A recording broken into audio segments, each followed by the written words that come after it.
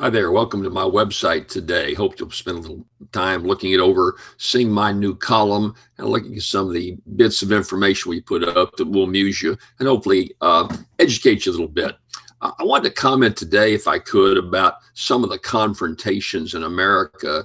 You can go across this country and see people that have so much in common, whether they have interest in sports, the arts, different kinds of hobbies that draw them together.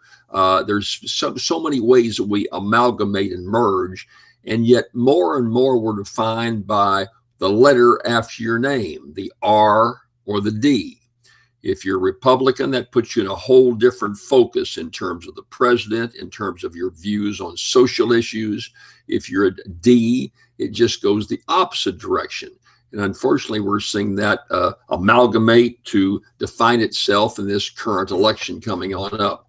I'm not wondering just why that's happened. Some people blame Donald Trump. Trump is probably a result of a lot of the differences that have taken place in the last 10 years because of social media. It used to be that if you were upset with the president or upset about the way the country was going, you might tell a few friends at the barber shop or over coffee around the office cooler. You'd vent your anger and let it go at that. But so many people now have turned to social media where they can put up a website, they can communicate in so many ways with so many opinions, and then see a response to those opinions. You can put something up on Facebook, on Twitter, or on your own website, and you'll get various responses. Some of them will support your views.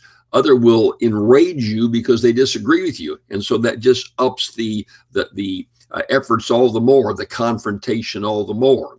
And we've seen that within both national and statewide. Donald Trump is quite a confusing character in terms of why he has the support he has. Some of the outrageous things that he said, the fact that he said that you could stand on Fifth Avenue and shoot someone and it wouldn't drop his support at all, that's taken with a grain of salt. But it shows the extremes to which he pushes his group of people that actively support him.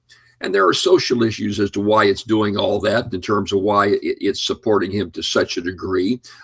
If you look at the polarization in this country today, the fact that in the Midwest, people have lost their jobs, they feel threatened, immigration, if it doesn't directly affect them positively, in many businesses it does, they want more help.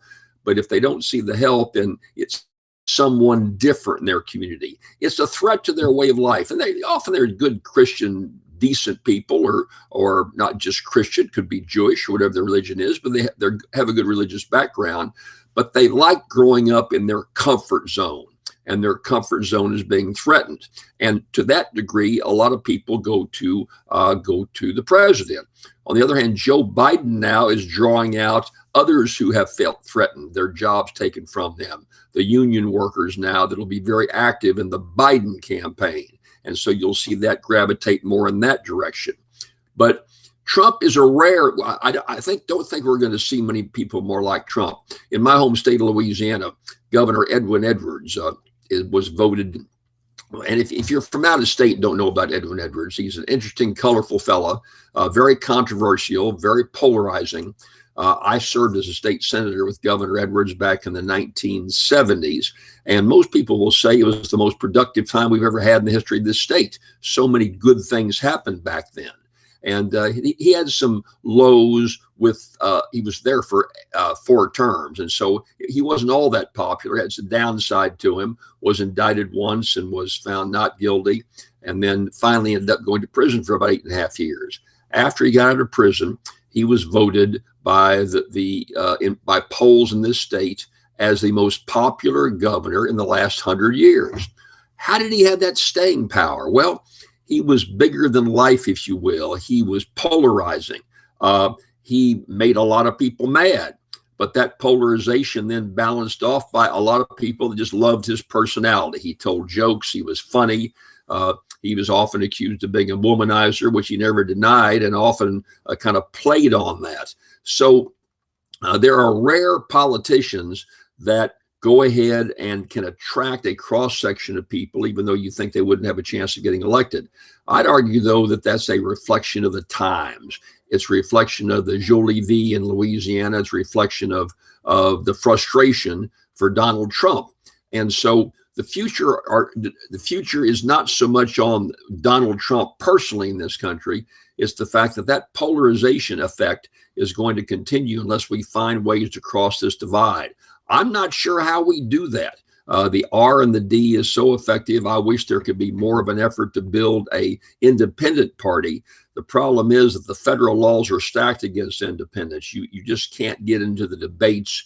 It's hard to raise money. You don't have the party structure. It's going to take a multi-billionaire to almost set up an independent party and let it grow over a number of years. A number of people in this state are independent, but they're not ready to unify as a party. And because of the rules, it'd be very hard for an independent candidate to get into the top tier and be elected president. So we've got the polarization that's going to continue for a good while, quite frankly. And this presidential campaign is going to be a barn burner, with Trump now on the defensive when he was on the attack 4 years ago, and the Democrats trying to find the best person to take him on. We'll talk a lot about it in the weeks and months to come. Glad you're watching us on the show today. Hope you'll listen to our Common Sense radio show this weekend. Talk to you again soon. Thanks for being with me.